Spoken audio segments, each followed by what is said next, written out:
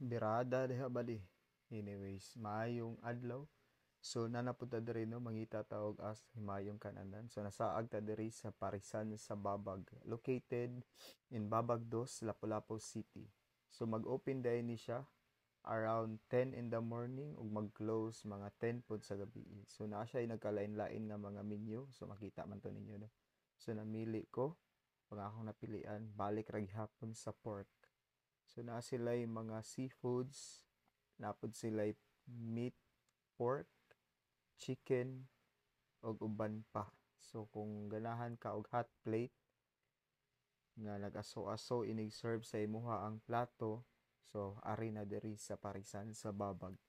So nagaserve pod sila og soup or kato ilahang bulalo in which wala ra ko ni try sad kay medyo late naman ni basin madaghan ang kaon.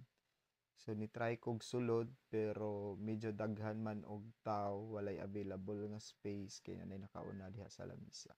So mao day ni ang preparation no, sa inyong hot plate. So ang gitak-ang ang inyong the plate itself dayon mo to na mga kayo-kayo. So in every meal nga imong i-order in the hot plate na siya duha ka cup of rice.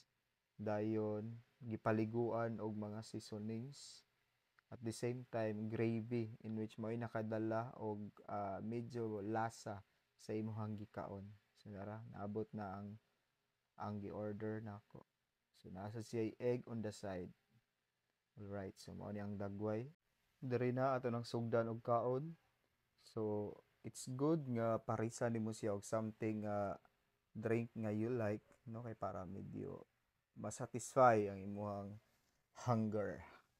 Alright, so padayon sa pagkaon, mga kuan lang limited time, no? Pas-pas ra gyapon. Then nindot po diri nga area kay maka-parking ra ka, labi na kung gabi, then accessible ra kaayo siya kay nara siya daplin sa dalan. So mao to, kay nasugdan na magkaon na human ra pod siya. So anyways, just don't expect too much no kung sa ina diri. Come and visit lang if you have time. See you.